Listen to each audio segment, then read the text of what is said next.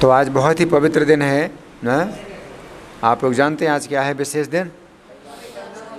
हरिदास ठाकुर का तिरुभाव दिवस है।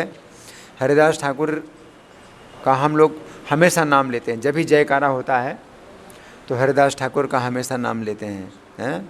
कैसे बोलते हैं? हरिदास ठाकुर नामाचार्य शिला हरिदास ठाकुर की जय, है ना। नाम के आचार्य, है ना। तो आज उनका तिरुभाव दिवस है। उनका आविर्भाव दिवस नहीं आता, हमारे वैष्णव कैलेंडर में उनका आविर्भाव दिवस नहीं आता।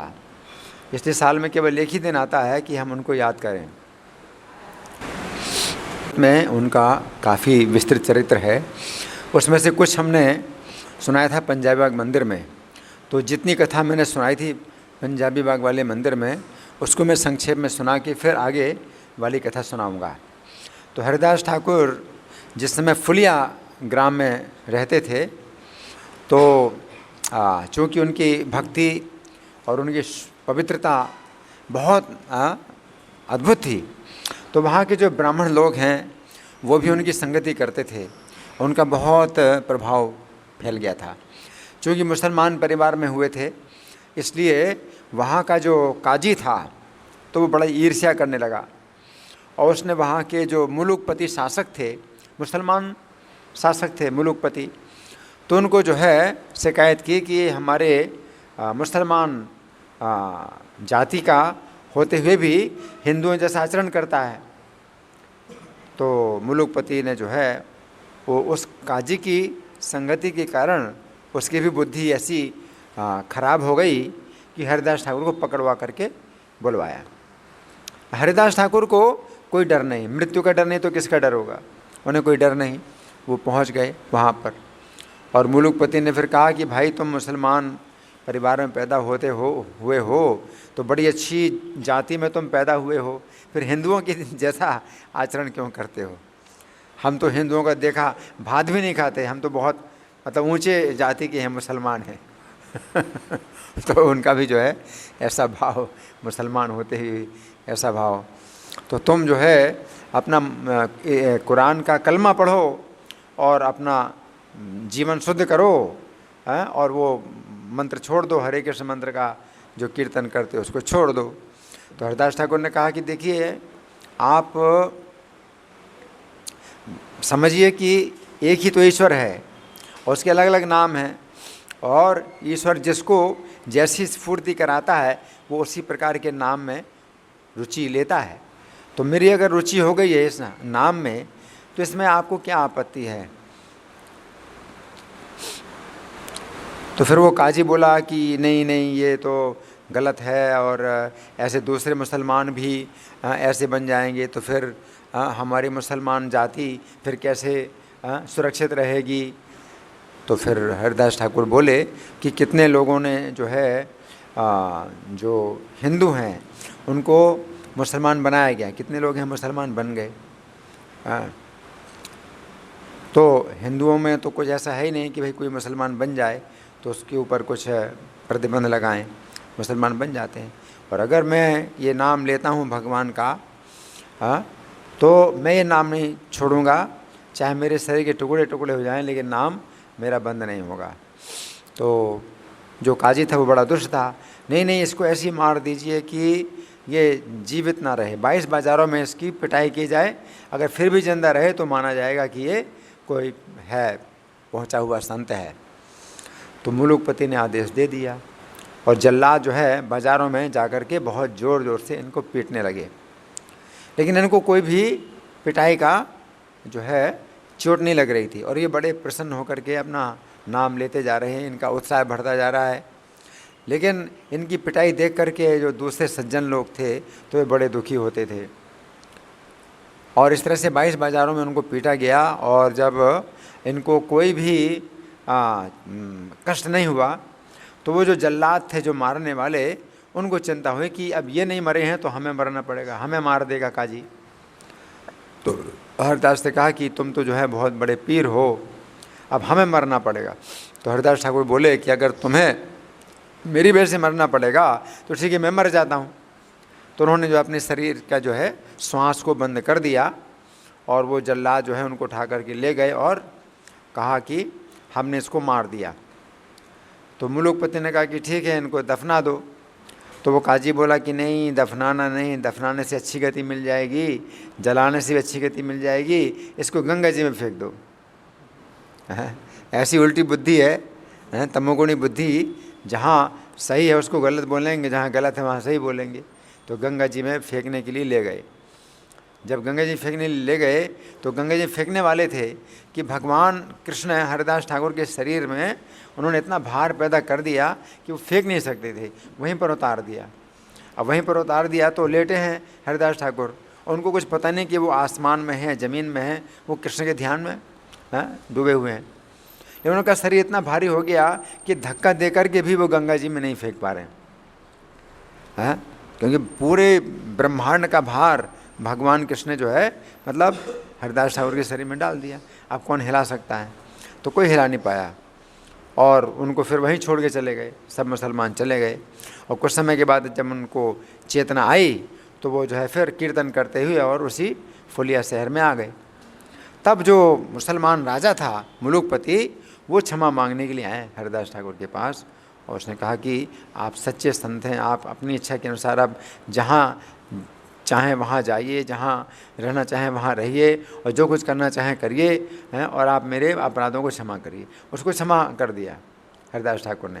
लेकिन वो जो काजी जिसने माफ़ी नहीं मांगी, अभी भी माफ़ी नहीं मांगी, तो ये बताया गया है कि उन सब काजी आदि मुसलमानों ने इन्हें दुख दिया था, उनका कुछ दिनों में सबंस नाश हो गया, उनका वंश सहित नाश हो गया। जो माफ़ी भी ना मांगे और गलती भी करे, अपराध भी करे, है ना, तो वंश सहित नाश हो गया उनका। इसके बाद अब मैं आगे की कथा पढ़ रहा हूँ। श्री हरिदास गंगा तट पर एक गुफा में जाकर रहने लगे और एकांत में दिन रात श्री कृष्ण का स्मरण करते रहते। नित्य प्रति 3 लाख श्री कृष्ण नाम ग्रहण करते थे। इनकी गुफा मानो वैकुंठ धाम बन गई। उस गुफा में एक महासर्प रहता था, जिसकी विष ज्वाला कोई भी प्राणी सहन ना कर सकता था। हरिदास जी से जो मिलने आते थे वे वहाँ बैठ ना सकते थे। उन सबको वहाँ परम विष ज्वाला का अनुभव होता, किंतु हरिदास जी इस विषय में कुछ भी नहीं जानते थे। सब ब्राह्मणगण मिलकर ये सोचा करते कि हरिदास के आश्रम पर इतनी ज्वाला क्यों है। 3 लक्ष नाम देने करे न ग्रहण, गुफाई है लेतान वैकुंठ भवन। महानाग वैसे सही गुफा रे भीतरे, तारे ज्वाला प्राणी मात्र सही ते न पारे। हरिदास ठाकुर रे संभाषा करी ते, जते के आई से के वो न पारी रही ते। परम में विषेर ज्वाला सब ही पायन, हरिदास पुनि यहाँ किछु न जाने। तो हरिदास को कुछ पता नहीं चलता है, लेकिन ज्वाला जो सर्प की है वो उन लोगों को अनुभव होती है जो वहाँ हरिदास का दर्शन करने के लिए आते थे। उस फुलिया नगर में एक महावैद्य रहता था। उसने वहाँ आकर ज्वाला का कारण जान लिया। तो सब लोग जो है महावैद्य के पास आए कि आप चल करके देखो कि वहाँ ज्वाला क्यों है। तो जब महावैद्य आया तो जब ज्वाला उसने देखी तो वो समझ गया कि ज्वाला किस कारण से है। मतलब वैद्य को कितना अनुभव होता है ये समझने वाली बात है। डॉक्टर लोग नहीं जान सकते, ये वैद्यों को जो है पता होता है, अनुभव होता है। उसने कहा इस गुफा के नीचे एक महानाग रहता है। आप सोचिए उस सर्प के कारण इतनी ज्वाला हो तो सांप कितना विषैला होगा, हैं? महानाग रहता है, उसकी विष ज्वाला के कारण यहाँ कोई नहीं रह सकता, ये बात निश्चित है। इसलिए हरिदास को किसी दूसरे आश्रम में जाकर रहना चाहिए। जहाँ सर्प रहता है वहाँ वास नहीं करना चाहिए। चलिए सब मिलकर ये बात हरिदास जी को कहते हैं। तब सब ब्राह्मणों ने आकर इनसे सारी बात कही और गुफा को छोड़ देने का परामर्श दिया कि इस गुफा में महानाग रहता है, उसकी विष ज्वाला से कोई भी यहाँ नहीं रह सकता, इसलिए यहाँ रहना उचित नहीं है। किसी अन्य स्थान पर चलकर आप निवास करिए। बसिया करे न युक्ति सर्वे विप्र गणे, हरिदास आश्रम एते के ज्वाला के ने। सही फूलियाए वैसे महावैद्य गण, तारा आसी जानी लेख सर पेरे कारण। वैद्य बाली लेख ए गुफा रे तालाए, महा एक नागे आचे तारे ज्वालाए। रहीते न पारे के हो का हिल निश्चय, हरिदास सत्वरे चालू ने अन्याश्रय।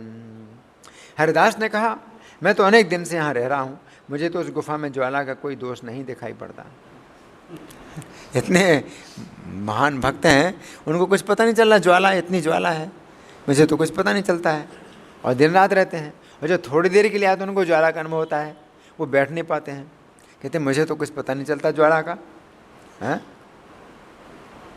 यही एक दुख है कि आप उस ज्वाला को सहन नहीं कर पाते हैं, इसलिए मैं कल किसी अन्य स्थान में चला जाऊंगा। आप लोगों को अगर परेशानी होती है तो मैं फिर इस गुफा को कल छोड़ दूंगा। हाँ, यदि नाग यहाँ रहता है, ये बात सत्य है, तो वो महाशय भी यदि इस गुफा को कल छोड़कर नहीं चला जाए तो कल मैं निश्चय गुफा को छोड़ दूंगा। कल तक का जो है समय है, या तो वो छोड़ के जाए या मैं छोड़ के जाऊँ। ठीक है, एक दिन की बात है। तो या तो वो चला जाएगा। आप कोई चिंता ना करके श्री कृष्ण गान करिए। चलो ठीक है, कृष्ण का नाम लो, कृष्ण का गुणगान करो, है कोई बात नहीं। ऐसा हरिदास ने कहा। सबे तक के तो महाराज ये न पार साहिते, एते के चले वे काले आमी जैसे भीते। सत्य यदि आते था के न महाशय, त्यों यदि काली न छाड़े न आलय। तबे आमे काले छाड़े जाए वे सर्वथा, चिंता नहीं तुम्हारा बोला कृष्ण गाथा। इस प्रकार कृष्ण कीर्तन और कृष्ण कथा करते हुए उस समय एक अद्भुत घटना घटी।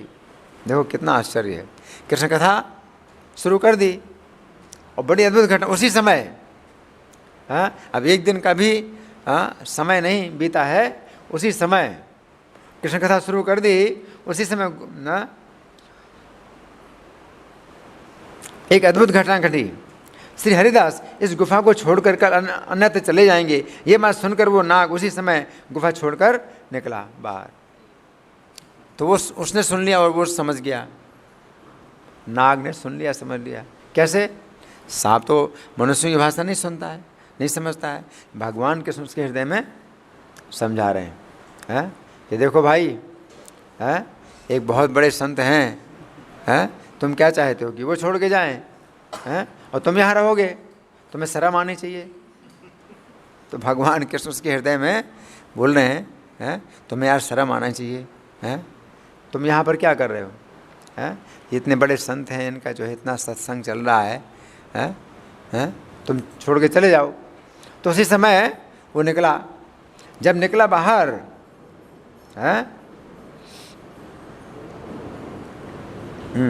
उसी समय गुफा छोड़कर निकला। संध्या होने से पहले ही सर्प छिद्र से बाहर निकला और सबके देखते देखते दूसरे स्थान पर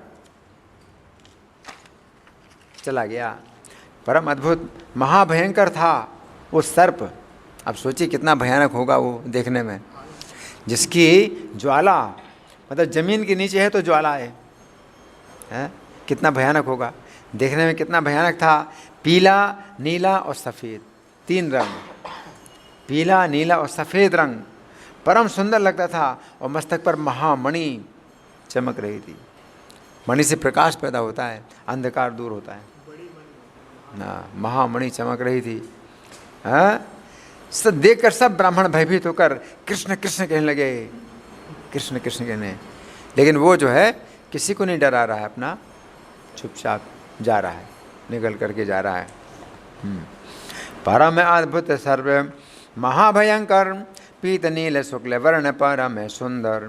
महामणि ज्वलिते छे मस्तक ऊपरे, देखी भय विप्रगण कृष्ण कृष्ण स्मरे। वो बहुत सुंदर था, लेकिन देखने में डर ही लगेगा। सांप कितना भी सुंदर हो, देखने में बहुत डर लगता है ना। जब नाग वहां से चला गया तो फिर वहां कोई विष ज्वाला भी ना रही।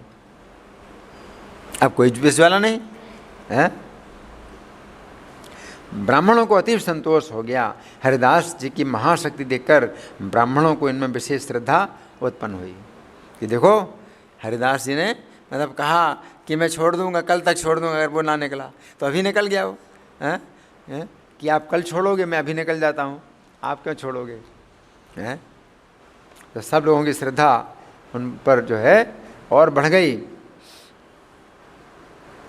हरिदास जी की ये क्या महिमा है कि इनके वाक्य से नाग स्थान छोड़कर चला गया। इनके दृष्टि मात्र से अविद्या बंधन दूर हो जाता है। भगवान श्री कृष्ण भी हरिदास के वचनों का उल्लंघन नहीं करते, है ना। सर्प से चली या गेल ज्वाला नाही आर, विप्रगण हईलेन संतोष है अपार। देखी हरिदास ठाकुरे रे महाशक्ति, विप्रगणेर जन्मेले विशेष तारे भक्ति। हे श्रोतागण, इनकी और एक और अद्भुत कथा सुनिए। जैसे नागराज ने इनकी महिमा बखान की। एक दिन एक महान व्यक्ति के घर में एक सपेरा, जिसने अपने को दांत विहीन सांप से डसा लिया था और लोगों को तमाशा दिखाने के लिए नाच रहा था। सपेरा नाच रहा था। मृदंग मजीरा की ध्वनि के साथ मंत्रमुग्ध होकर वह नाच रहा था और चारों ओर से उसे लोग घेर कर उच्च स्वर में गान कर रहे थे। कौन नाच रहा था? सपेरा नाच रहा था और सब लोग गान कर रहे थे। देवयोग से हरिदास जी वहाँ एक तरफ खड़े होकर उस सपेरे का नृत्य देखने लगे। उसके शरीर से मंत्र के प्रभाव से नागराज अधिष्ठित हो रहा था, जिससे वो आनंद पूर्वक नाच रहा था, है ना। नागराज उसके शरीर में आ गया था तो नाच रहा था। श्री कृष्ण ने काली नाग के सिर पर नृत्य किया था। उसी लीला से संबंधित गीत को वे लोग करुण स्वर में जोर से गा रहे थे। अपने प्रभु श्री कृष्ण की महिमा को सुनकर हरिदास मूर्छित होकर गिर पड़े। क्या समझे? वो काली नाग की जो लीला है वो गान कर रहे थे लोग, तो हरिदास ठाकुर ने वो जब लीला गान सुना और उस गान को सुनकर के मूर्छित हो गए। कृष्ण की जो है ऐसी अद्भुत लीला महिमा सुन करके प्रेम में मूर्छित हो गए। हरिदास मूर्छित होकर गिर पड़े और बेसुध हो गए। थोड़ी देर बाद चेतना पाकर हुंकार करते हुए आनंद पूर्वक नृत्य करने लगे। हरिदास ठाकुर भी नृत्य करने लगे। सुने ने जय प्रभु रे महिमा हरिदास, मूर्छित या पड़ी लेने नाही श्वास। क्षण के चैतन्य पाई करी अहंकार, आनंदे लागिला नृत्य करी थे अपार। हरिदास का आवेश देखकर वो सपेरा एक ओर जाकर खड़ा हो गया। अब देखो, उसने अपना नृत्य बंद कर दिया, एक ओर जाकर खड़ा हो गया। हरिदास जी प्रेम से बेबल होकर नृत्य कर रहे हैं। अद्भुत पुलकावली हो रही है, आंसू निकल रहे हैं, कंपन हो रहा है। ऐसे जो है परिवर्तन उनके शरीर में, उच्च स्वर में रो रहे हैं। श्री कृष्ण के गुण सुनकर तन्मय हो रहे थे। सब लोग अब इनको ही घेर कर आनंद से गान कर रहे हैं और सपेरा हाथ जोड़कर एक ओर खड़ा होकर सब देखने लगा। सपेरे ने नहीं सोचा कि देखो मेरा नृत्य अब जो है बंद करा दिया और अब सब इनकी ओर देख रहे हैं, इनका अब ज़्यादा प्रभाव हो गया और मेरा प्रभाव नहीं। उसने हाथ जोड़ करके जो है इनका नृत्य देखने लगा।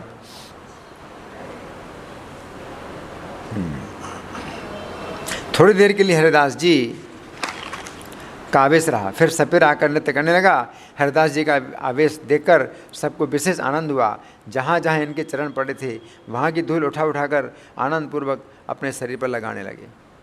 हरिदास ठाकुर के चरणों की धूल जहाँ जहाँ चरण पड़े थे वहाँ की धूल उठा करके लोग अपने शरीर पर लगा रहे हैं। हरिदास ठाकुर रे देखी आवेश, सब हैला अति आनंद विशेष।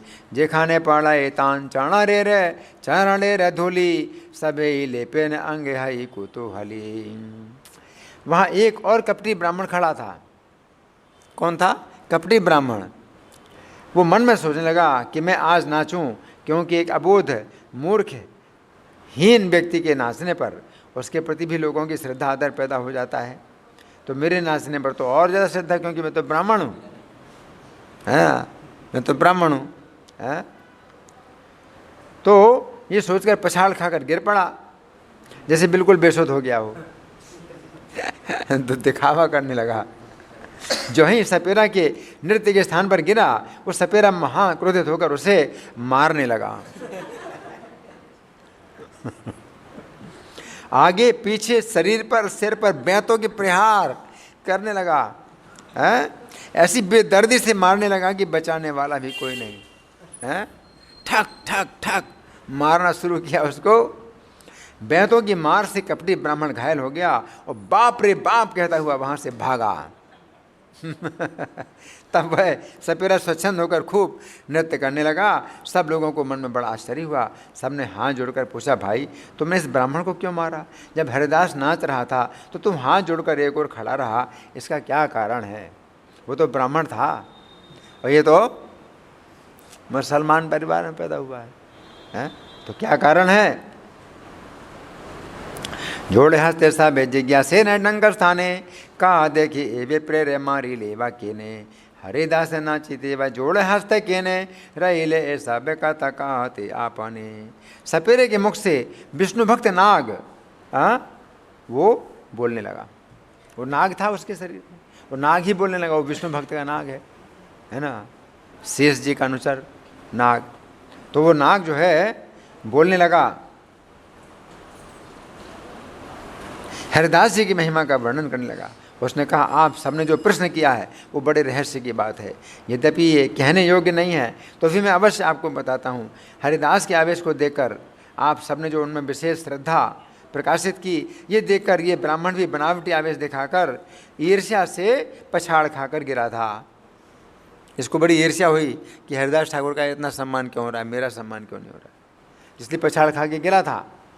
मेरे नित्य सुख को भंग करके क्या कोई कपटी व्यक्ति ईर्ष्या फैलाने की शक्ति रख सकता है? मेरे नित्य को भंग भी करे और ईर्ष्या फैलाए अपनी।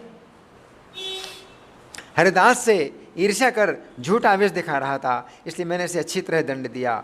मुझको भी लोग महान व्यक्ति या भक्त समझें, इसलिए अपनी प्रतिष्ठा कराने के लिए जो व्यक्ति धर्म कर्म करते हैं, ऐसे दम्भी व्यक्तियों की वास्तव में श्री कृष्ण प्रीति नहीं होती है। कृष्ण भक्ति तो निष्कपट होने पर ही प्राप्त हुआ करती है। आमारों के नित्य शोक भंगकारी वारे आहारे मासरे को नो जन शक्ति धारे हरिदास संग स्पर्धा मिथ्याकारी करे अतएव शास्ति बहुकारी ले उहारे बड़े लोग कारी लोग जानो आमारे ते प्रकटाई धर्म कर्म करे ऐसा कल दाम भी केर कृष्ण प्रीति नाई अकेदा वहाइले से कृष्ण भक्ति पाई। हरिदास का जो नृत्य आपने देखा है, उस नृत्य दर्शन से सब सांसारिक बंधन दूर हो जाते हैं। इनके नृत्य में तो स्वयं श्री कृष्ण नाचते हैं। नृत्य को देखने से ब्रह्मांड पवित्र हो जाता है। ये तो हरिदास नाम पद के योग्य ही हैं। श्री कृष्ण निरंतर इनके हृदय में अवरुद्ध रहते हैं। ये सब प्राणियों के स्नेही हैं, उपकार करने वाले हैं। ये तो प्रति जन्म में श्री भगवान के साथ अवतार लेते हैं, प्रत्येक जन्म में भगवान के साथ अवतार लेते हैं।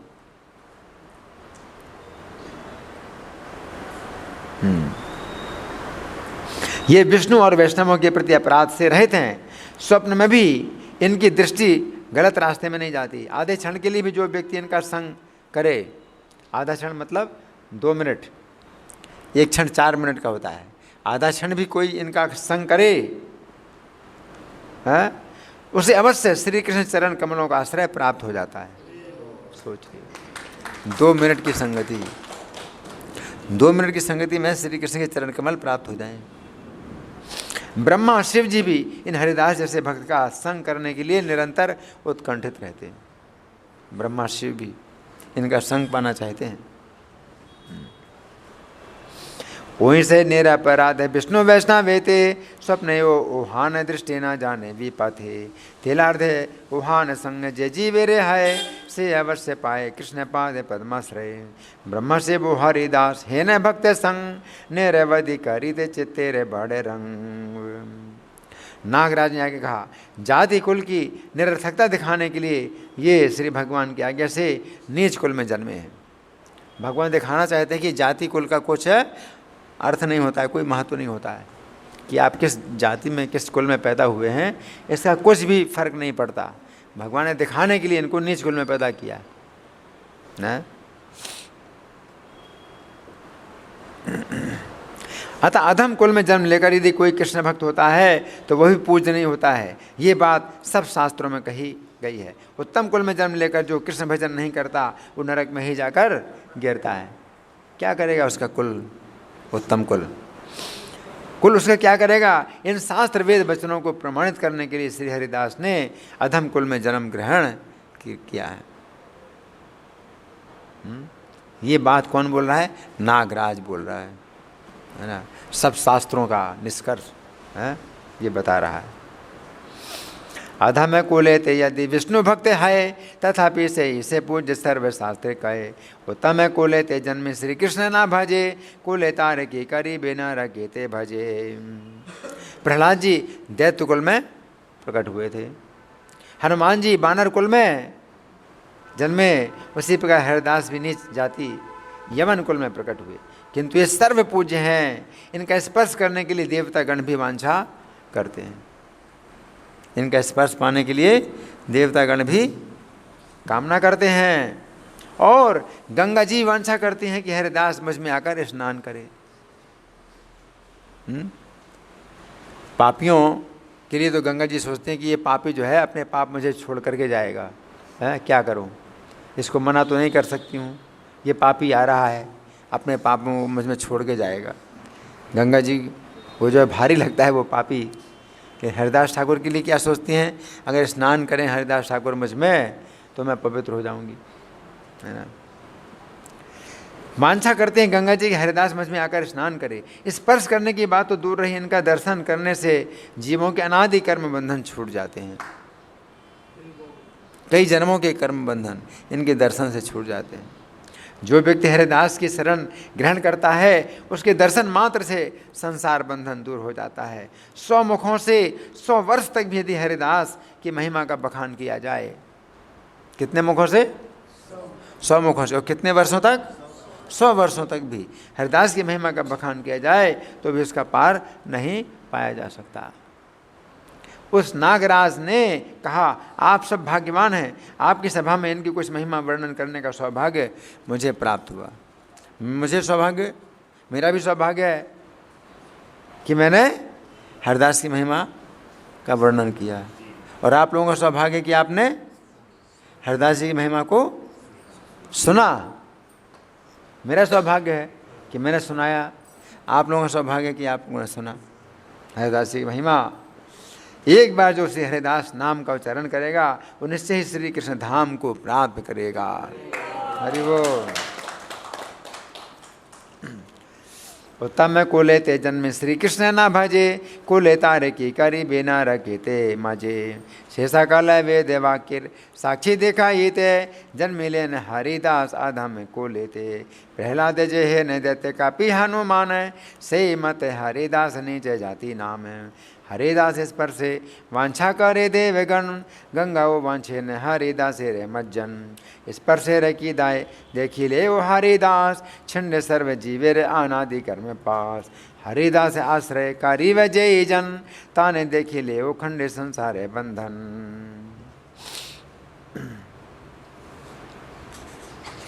इतना कहकर नागराज चुप हो गया और सब सज्जन इनकी महिमा सुनकर प्रसन्न हुए। इस प्रकार से हरिदास ठाकुर की महिमा का वर्णन वैष्णव नागराज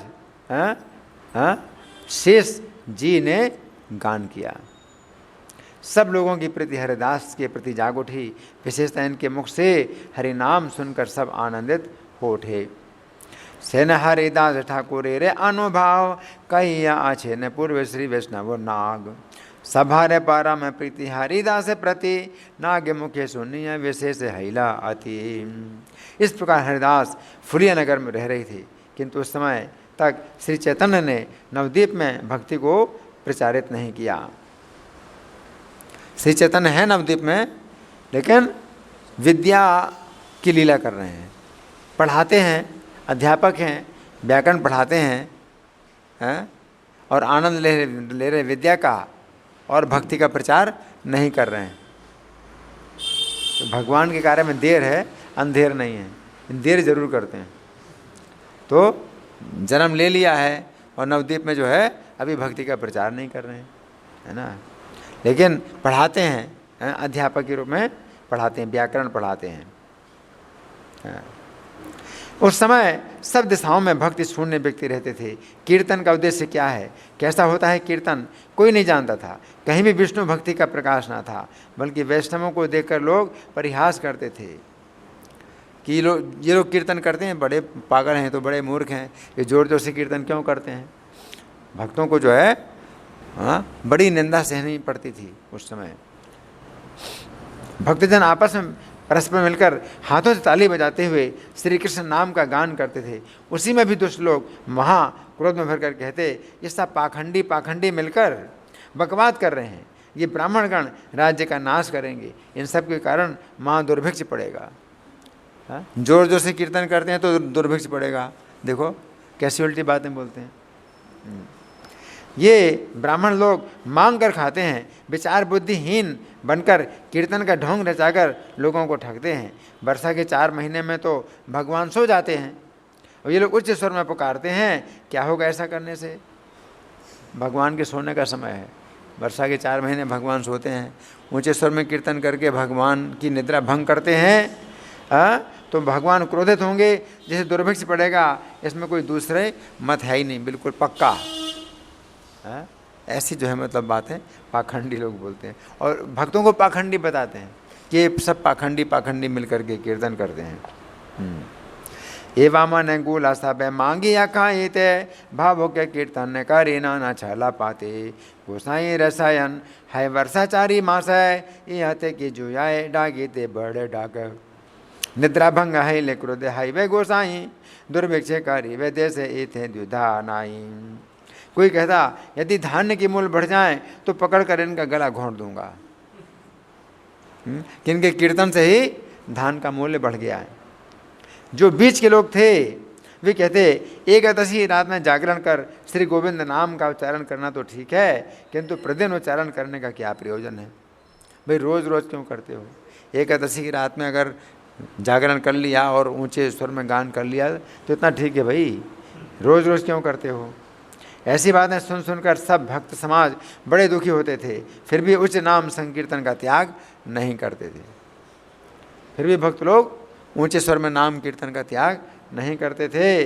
भक्ति योग में अनादर देकर हरिदास को चित्त में बड़ा दुख होता था। तथापि हरिदास जी प्रभु का संकीर्तन उच्च स्वर में करते थे। अत्यंत पापीगण इनके भी उच्च हरि संकीर्तन को सुनना ना चाहते थे। हरि नदी ग्राम में एक दुर्जन ब्राह्मण रहता था। उसने श्री हरिदास को देखकर क्रोध में भरकर कहा, अरे हरिदास, ये कैसा आचरण है तुम्हारा? जोर जोर से क्यों नाम ग्रहण करता है? मन मन में नाम जप करो, यही धर्म है। चिल्लाकर नाम लेना किस शास्त्र में कहा गया है? किसने तुम्हें उच्च स्वर में नाम लेने की शिक्षा दी है? पंडितों की सभा में ये बताओ तुम हमें। उस ब्राह्मण ने इस प्रकार से हरिदास ठाकुर से डांट करके बोला। हरि नदी ग्राम में एक ब्राह्मण है दुर्जन, हरिदास देखी क्रोधे बोले वचन। अय हरिदास एक ये व्यापार है, एक ही व्यापार तुम्हार। डाकिया जे नाम ला की है तू इहार। माने माने जपिया यही से धर्म है, डाकिया लते नाम कौन शास्त्रे कहे। हरिदास ने कहा, उच्च नाम संकीर्तन का जो तत्व सिद्धांत है आप सब जानते हैं, हरिनाम की महिमा भी आप जानते ही हैं। आप ब्राह्मणों के मुख से सुनकर जो कुछ मैं जान पाया उसे यदि आप सुनना चाहते हो तो मैं कहता हूँ। देखो हरिदास कितने विनम्र हैं। वो कह रहे हैं आप लोग ही तो से मैंने सुना है?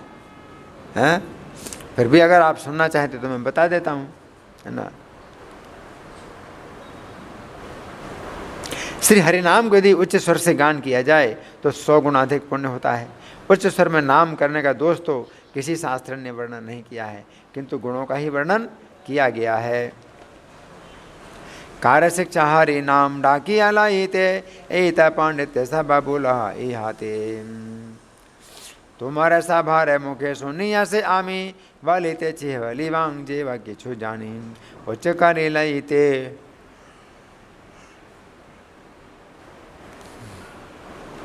सात गुण पुण्य है, दो से न कहे सात गुण से वर्णय। अब क्या है? उच्च स्वर में नाम ग्रहण करने से 100 गुना फल प्राप्त होता है। उच्च सतगुणम भवेत, ये शास्त्र का वचन है। उच्च सतगुणम भवेत। हाँ, उस ब्राह्मण ने कहा उच्च स्वर में नाम ग्रहण करने से 100 गुना अधिक फल होता है। इसका क्या कारण है?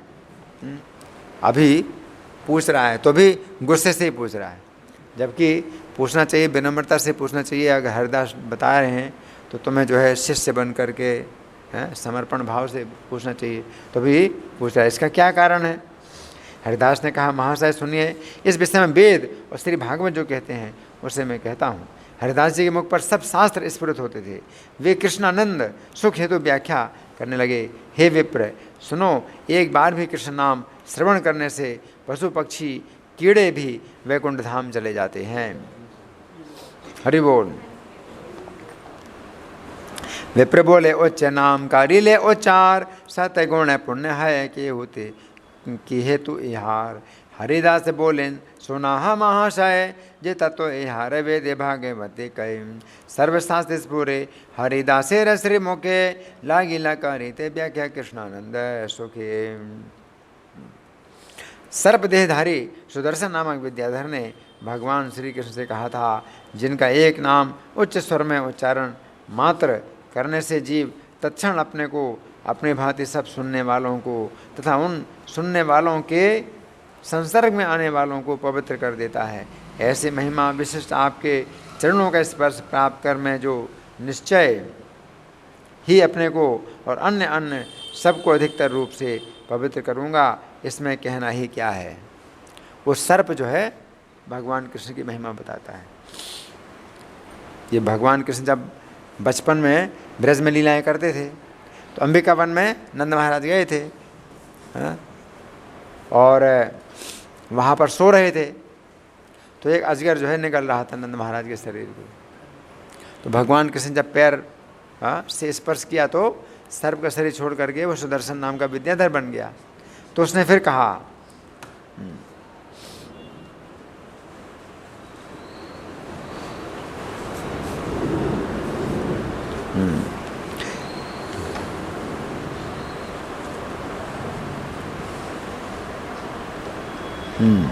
उसने कहा यन्नाम ग्रहणन अखिलान श्रोतृणाम आत्मानम एव चा सध्यापनाति किम भूय तस्य पृष्ठा पदाहिते।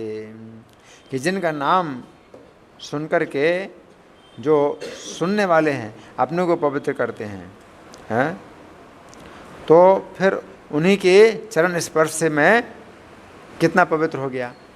वो जो है विद्याधर ऐसा बोल रहा है। श्री हरिदास ने कहा अतः पशु पक्षी कीड़े आदि जो हरि नाम का उच्चारण नहीं कर सकते, उच्च नाम संकीर्तन को सुनकर वे निस्तार को प्राप्त करते हैं, संसार सागर को पार कर जाते हैं। मन में श्री कृष्ण नाम जाप करने से मनुष्य अपना उद्धार करता है, किंतु उच्च संकीर्तन करने से वो परोपकार भी करता है, दूसरों का भी उद्धार कर देता है। इसलिए उच्च स्वर से संकीर्तन करने में 100 गुना फल प्राप्त होता है। ये बात सब शास्त्र कहते हैं। देखो किसने कहा है, किसने कहा?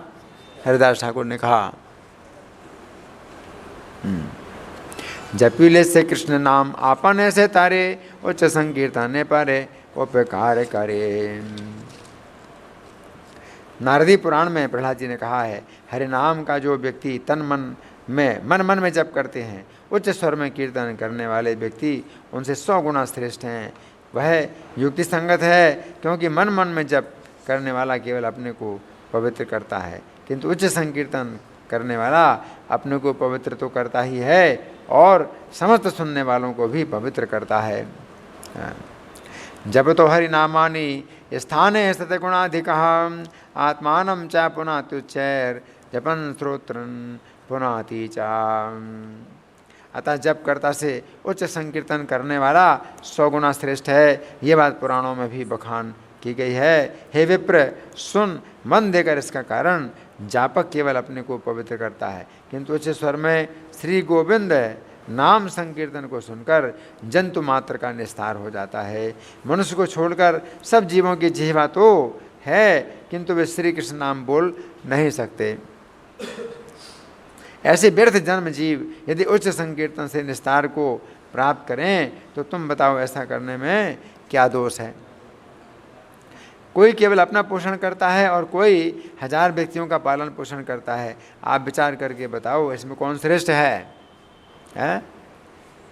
आप मन में जप करते हो, दूसरा ऊंचे स्वर में करता है तो वो दूसरों का भी भला कर रहा है, तो कौन श्रेष्ठ है? इसी गुण को लेकर उच्च संकीर्तन का विधान है। द्वैत के बड़ भावी बुझे आपने, यही अभिप्राय गुण उच्च संकीर्तने। वो ब्राह्मण हरिदास के वचन सुनकर क्रोध में भरकर महादुर्वचन बोलने लगा। अब देखो, जैसे कहते हैं उपदेशो ही मूर्खाणाम प्रकोपाय न शांति, मूर्ख को उपदेश देने से और गुस्सा। कितना बढ़िया बोला, और उसको जो है उनके चरणों में क्षमा मांगना चाहिए, तो और दुर्वचन बोलने लगा और गुस्सा हो गया। हाँ, सिद्धांत की स्थापना करने वाला अब एक हरिदास ही रह गया है। दिन प्रतिदिन वेद पथ नष्ट ही होता दिखता है। कली के शेष में शूद्र ही वेदों की व्याख्या करेंगे। ये बात तो मैं अभी देख रहा हूँ, शेष में कौन देखने आएगा। मैं समझता हूँ इस प्रकार तुम अपने प्रभाव को स्थापन कर घर घर में अच्छे अच्छे भोग खाते फिरते हो। तुमने जो व्याख्या की है यदि संगत नहीं बैठी तो तुम्हारे नाक को काट कर वहाँ पत्थर भर दूंगा। कितना उल्टा है। मतलब एक दुष्टता की हद होती है और हद से भी ज़्यादा हद है। एक शुद्ध भक्त के प्रति और कितने विनम्र, कितने शांत और कितना अच्छा उन्होंने उपदेश दिया और कितना उल्टा वो बोल रहा है ना। हरिदास उस अधम ब्राह्मण के वचन सुनकर हरि कहकर थोड़े हंस पड़े। उन्होंने फिर उससे कोई भी उत्तर नहीं दिया और वहाँ से उच्च संकीर्तन करते हुए चल दिए। जितने पापी ब्राह्मण सभासद थे वे महापापी थे, इसलिए हरिदास जी ने उससे कोई उत्तर ना दिया। वे सब राक्षस थे और सभा भी वैसे ही दुष्टों की थी है। तो हरिदास को उसने जो है अपमानित किया तो सब लोग जो है मौन बैठे हैं। और मौनम सुकृति लक्षणम, मौन का मतलब स्वीकार है ना। ये सब राक्षस थे, केवल नाम मात्र के ब्राह्मण थे। ऐसे सब व्यक्ति यमराज के दंड के भागी हैं। कलयुग में सब राक्षस ब्राह्मणों के घर में आकर जन्म लेते हैं और सज्जन पुरुषों की हिंसा करते हैं। राक्षसा कलिमाश्रित्य जायन्ते ब्रह्मयोनिषु उत्पन्ना ब्राह्मण कुले बाधन्ते श्रोत्रियान कृशान। बराह पुराण में शिव जी ने कहा है कि कलयुग में राक्षस ब्राह्मण योनि में आकर जन्म लेते हैं। वे फिर दुर्बल या अल्पसंख्यक श्रोत्रियजन वेदज्ञ ब्राह्मणों को पीड़ा देते हैं। ऐसे ब्राह्मणों का स्पर्श, उनसे बोलना, उनको नमस्कार करना धर्मशास्त्र में नितांत मना किया गया है। ऐसे हैं तो ब्राह्मण, लेकिन उनसे बोलना भी मना किया गया है ऐसे ब्राह्मणों से। किमत्र बहुनोक्तेन ब्राह्मणा ये है वैष्णवा तेषां संभाषणम स्पर्शम प्रमादेनापि वर्जयेन्। पद्म पुराण में शिव जी ने कहा है, इस संबंध में अधिक कहने से क्या प्रयोजन। जो ब्राह्मण अवैष्णव भक्तिहीन है उसके साथ भूल कर भी बोलना, उसका स्पर्श तक भी नहीं करना चाहिए। ब्राह्मण होकर यदि अवैष्णव है उससे बोलने में भी सब पुण्य नष्ट हो जाते हैं। कुछ दिन बाद उस विप्र अधम की नाक कुष्ठ रोग में गलकर गिर गई। उसने हरिदास ठाकुर को बोला था कि तुम्हारी नाक काट के पत्थर भर दूंगा, तो उसकी नाक गल के गिर गई। भगवान ने कहा कि तुमको कष्ट करने की जरूरत नहीं है, मैं तुम्हारे साथ कर देता हूँ ऐसा। उसकी नाक जो है गला करके गिरा दी, गिर गई। हरिदास जी के प्रति जो उसने कहा था वही दंड श्री कृष्ण ने उसे दे दिया। हरिदास जी जगत को भक्ति शून्य देकर दुखपूर्वक कृष्ण कृष्ण कहकर ठंडे सांस भरते थे। कुछ दिन के बाद वैष्णवों के दर्शन की इच्छा से नवद्वीप चले आए। हरिदास जी को देखकर सब भक्तजन अतिशय परानंद में सराबोर हो गए। कहाँ पर आ गए? नवद्वीप में आ गए। अद्वैताचार्य गोस्वामी ने हरिदास को प्राण से भी अधिक प्रिय जानकर अपने पास रखा। हरिदास ने सोचा कि अरे मुसलमान परिवार में पैदा हुआ है, हैं? अरे भाई तुम कहाँ पैदा हुए हो, हैं? दूर रहो हमसे, हैं?